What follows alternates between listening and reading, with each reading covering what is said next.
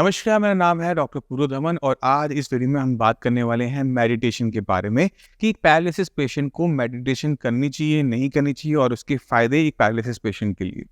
Meditation एक paralysis patient के लिए बहुत ज़्यादा हेल्पफुल रह सकती है क्योंकि मेडिटेशन मतलब ध्यान लगाना और ध्यान कहाँ से लगाते हैं? हम अपनी सोच से, अपने दिमाग से लगाते हैं। और एक पैरालिसिस पेशेंट में, एक ब्रेन स्ट्रोक के पेशेंट के अंदर ब्रेन के अंदर ही सबसे बड़ा नुकसान हुआ होता है।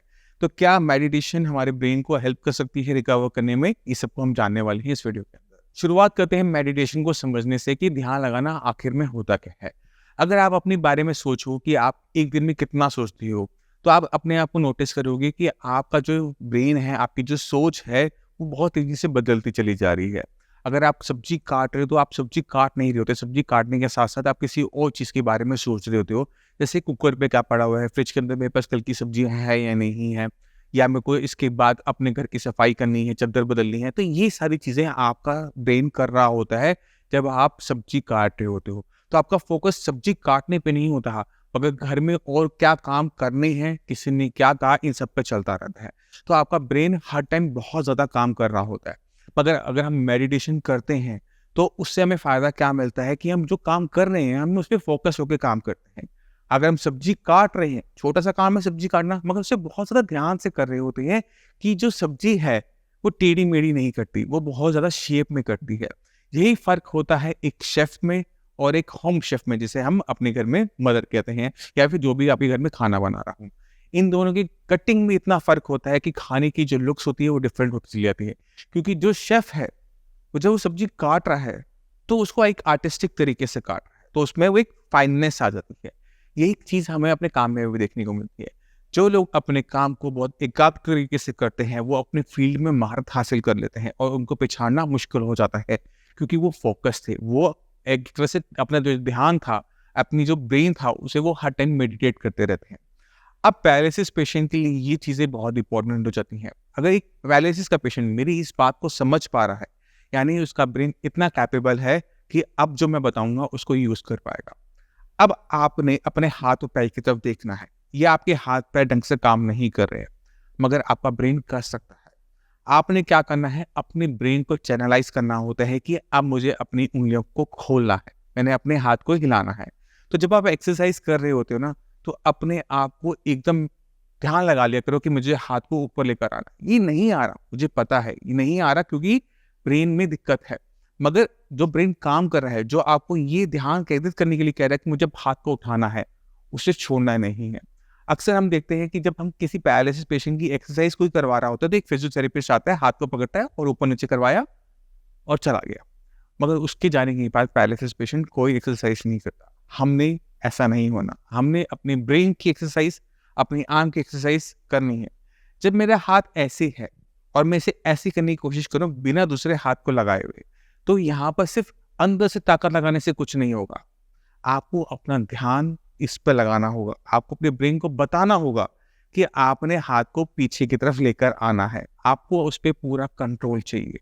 अगर आप फ़ोकस्ड होकर अपने सिर्फ हाथ को देखते हो और दिमाग को बाकी सारी चीज़ों से परे कर देते हो कि आपके घर में क्या हो रहा है, या दुनिया क्या सोच रही है, या आपके दोस्त आपके बारे में क्या सोच रहे हैं, तो आपकी जो रिकवरी की स्पीड है वो बहुत ज़्यादा फास्ट हो जाती है।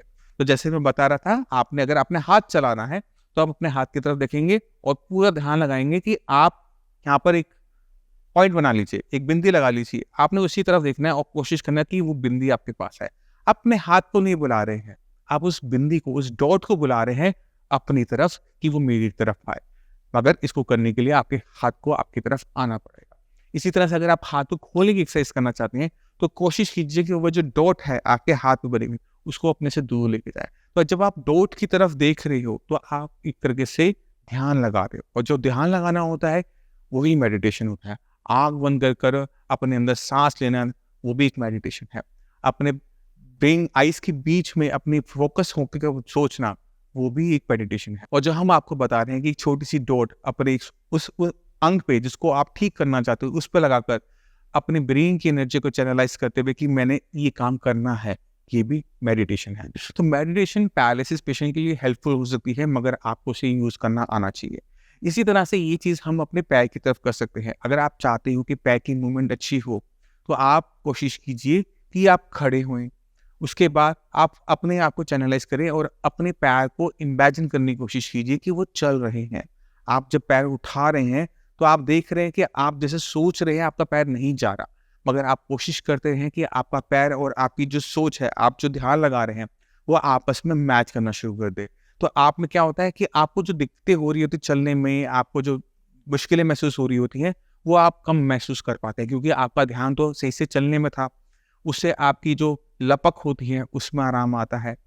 तो ये सारी छोटी-छोटी चीज़ें जो हम आपको बताते हैं, ये सारी चीज़ें कोई बुक पे नहीं मेंशन्ड होती। ये सारी चीज़ें हम प्रैक्टिकली जब पेशेंट्स पे करवाते हैं, देखते हैं, तब वो जाकर हम इस वीडियोज़ को में कन्वर्ट करके आप सभी को देते हैं।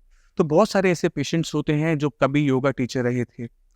अब योगा टीचर को आपने ठीक करना है तो आप कैसे करोगे? उनसे वही काम जो वो कर सकते हैं, जिसमें वो ट्रेन्ड हैं, उसी की हेल्प लेकर हमने किसी पेशेंट को आराम देना होता है। तो ये जो आइडिया था मेडिटेट करना और हाथ को और पैर को चलाना, ये कहीं और से नहीं आया। उन्होंने ही हमें बताया कि उन्होंने अपने आप को कैसे ठीक किया। हमने सिर्फ उनको रास्ता दिखाया था जैसे हम पहले वीडियोज़ में दिखाते हैं। तो मैं उम्मीद करता हूँ इस वीडियो से आप काफ़ी कुछ समझ गए कि किस तरह से आप अपने हाथ और पैर के अंदर इम्प्रूवमेंट लेकर आ सकते हैं मेडिटेशन से, ध्यान लगाने से।